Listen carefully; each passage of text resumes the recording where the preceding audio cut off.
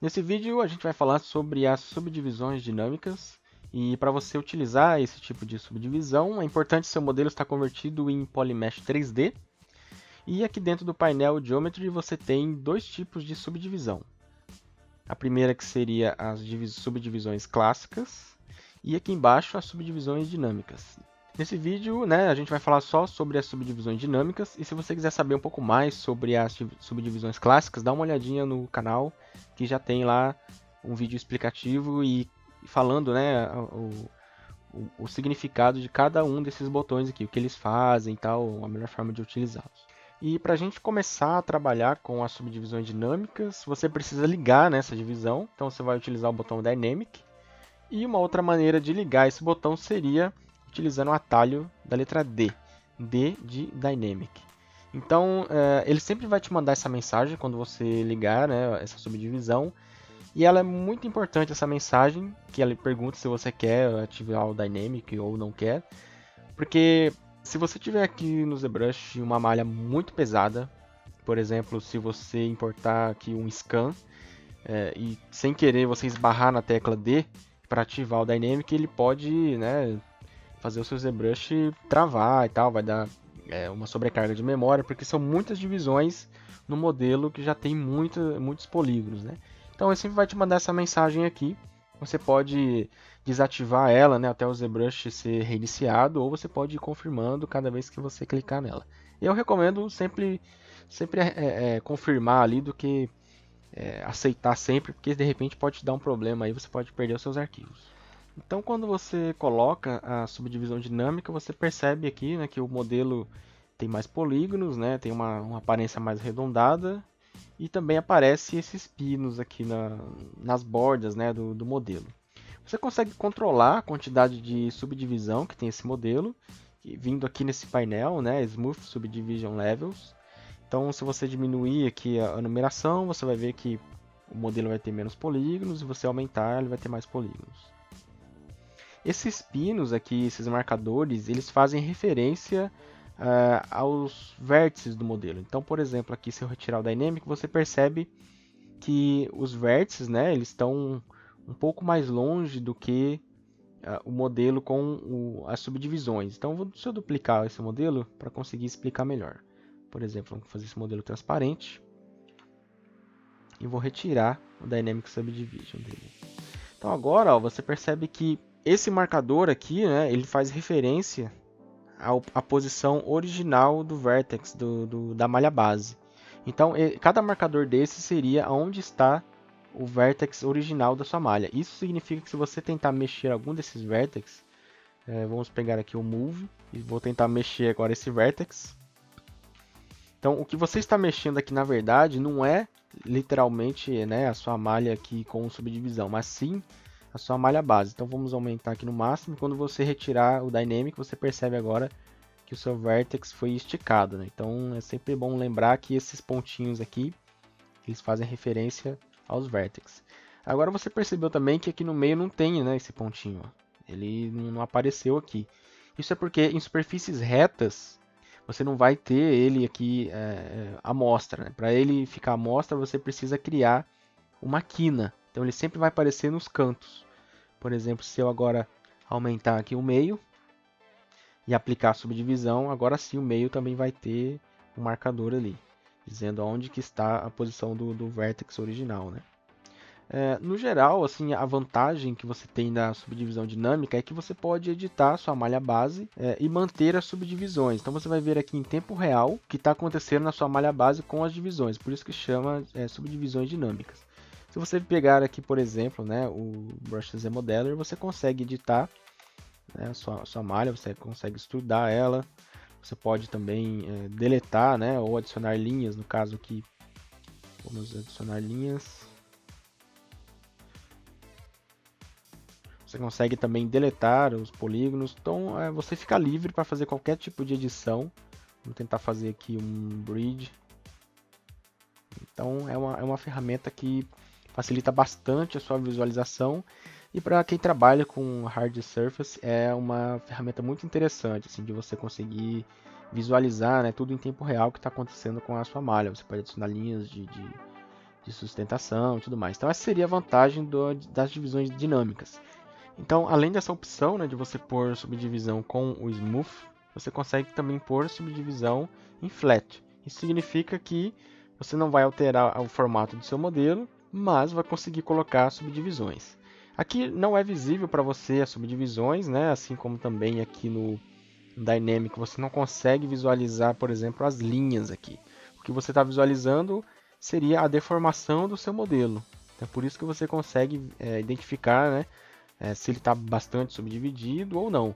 Nesse caso, utilizando o Flat, você não consegue identificar, porque o Dynamic Subdiv ele não possui linhas, né? Você não consegue ver aqui que é muito sutil essa mudança.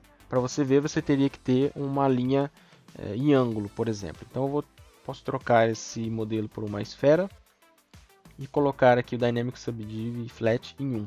Então agora sim você consegue perceber que existe uma linha aqui no meio, tanto na horizontal quanto na vertical. Se você adicionar mais uma aqui, você percebe agora, né, linhas a mais aqui. Então, assim, aí você vê a melhor maneira de utilizar o Flat ou o Smooth. Normalmente eu sempre deixo, né, no Smooth, que eu consigo ver um resultado melhor aqui para trabalhar. E junto com essas duas opções aqui, você também tem uma outra opção de controlar as bordas do modelo. Então, por exemplo, aqui eu vou retirar esse Smooth, né, a divisão, voltou aqui para malha 0. E eu vou adicionar aqui nesse Quick Grid a opção 1. E aqui você viu agora ó, que ele adicionou linhas de sustentação no meu modelo. Então todas as linhas do modelo agora tem duas linhas ali, né, uma em cada lado. E você consegue controlar a distância entre elas, por exemplo, aqui nessa opção Coverage. Então quando eu aumento, né, aumenta a distância, se eu diminuo, vai diminuir a distância e tal. E aqui no lado direito você tem o Constant, que ele serve para você configurar, né, a distância entre essas linhas novas aqui. Então você tem a linha principal, que seria essa linha da geometria original, né? E você tem essas linhas novas que foram criadas aqui na borda. Quando você aumenta o Coverage, você percebe que elas se movem. E esse Constant ele faz uma diferença na distância entre as linhas novas da linha original do modelo. Então vou desativar o Bevel para conseguir explicar melhor. Aumentar um pouquinho o Coverage. E o botão Constant ativo, agora você tem aqui ó, essa distância da linha e essa distância da linha, elas são as mesmas, né? Porque o ZBrush está considerando a topologia do seu modelo e está forçando, né, essas linhas se encontrarem com a mesma distância. Isso pode causar alguns problemas, como você vê aqui que esse polígono do meio ficou distorcido, né? A geometria está um pouco torta, mas a vantagem é que você tem aí essas linhas da mesma distância, caso você precise disso, né, por algum motivo. Se você desativar, agora você tem a topologia com um formato mais agradável, né, com as linhas distribuídas de uma forma mais uniforme. Só que a diferença é que agora essa distância aqui, elas são, né, essas duas distâncias são diferentes dessas distâncias aqui. E isso, obviamente, porque, né, essa linha aqui é muito maior e essa linha é bem menor. Então o ZBrush faz um cálculo ali para dividir da melhor forma possível, mas você não vai conseguir manter a mesma distância. Então esse constant é só para isso mesmo. Você vai conseguir definir se a linha vai ter uma distância constante ou se ela pode variar, né, aqui dentro. E junto com essa opção de controle de linha que a gente tem aqui, existem esses dois outros botões, que seria o Bevel e o Chamfer. Você tem a opção de não utilizar nenhum deles, então se eu desativar o Bevel, você vai manter o formato do seu modelo. Mas no caso eu vou utilizar o Bevel. O que ele fez foi deixar essa linha com um corte seco. Então você tem uma borda aqui, né, com um corte reto, né? Você não tem nenhum tipo de curvatura. Se você quiser deixar uma curvatura, você desliga o Bevel e liga o Chamfer. Agora você vê que essa linha do meio, né, ela está seguindo uma leve curvatura aqui. Isso ele vai manter sempre que você modificar, né, o espaçamento entre as linhas. E você pode utilizar também o Bevel e o Chamfer junto. Assim ele vai fazer um meio termo, né? Nem tão curvado, mas também nem tão reto. Então assim, das divisões dinâmicas, né, essas seriam as opções. Aí cabe a você testar e ver a melhor forma de manter, né, as subdivisões. Aqui, mesmo utilizando esses botões, o Quick Grid e tudo mais, você ainda consegue utilizar, por exemplo, o Smooth. E também você ainda consegue modelar aqui. Então, com o Brush ZModeler você pode dar o extrude, né? Você pode adicionar linhas, por exemplo, aqui. E assim continuar trabalhando aí no seu modelo. Isso é bom, né? Caso você trabalhe com hard surface, realmente ajuda bastante assim você ver diretamente na tela as modificações que você está fazendo aí no modelo. Agora, uma dica, né, que eu gosto bastante de utilizar junto com o Dynamic seria as opções do Crease. Então aqui a gente não vai prolongar muito esse assunto, vai apenas uma ideia aí para quem quiser utilizar o Dynamic Subdiv. O Crease ele serve para você fazer quina nas bordas, mas você consegue também controlar uma borda específica, né, para ela ficar mais arredondada ou mais rígida.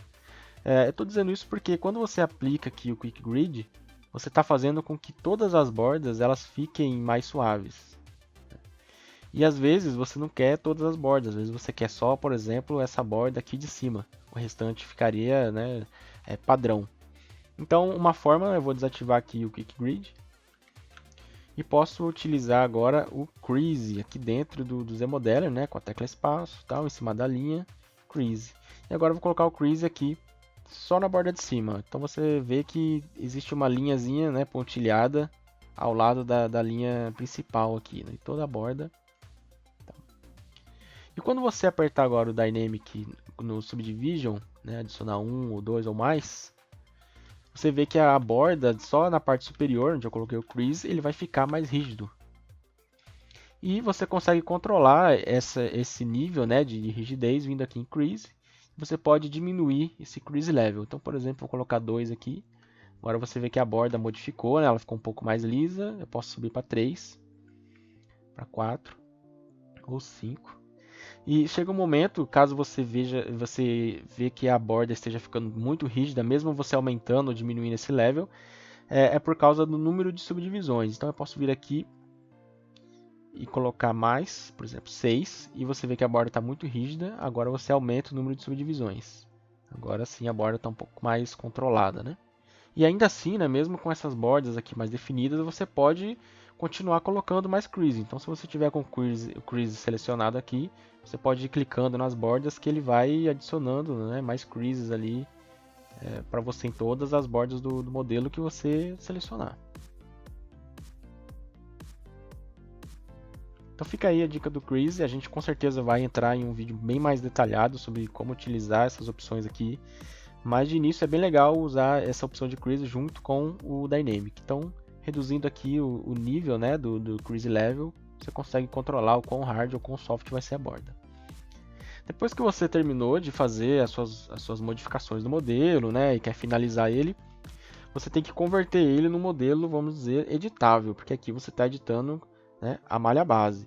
Então, nesse caso, você vai utilizar a opção Apply e ele vai converter aqui agora em divisões clássicas, né? E nesse caso você não vai mais conseguir utilizar a opção de modificar a malha base, que agora você entrou no modo de adicionar detalhes. Então, o que vai funcionar aqui é só a escultura e não o detalhamento na malha base.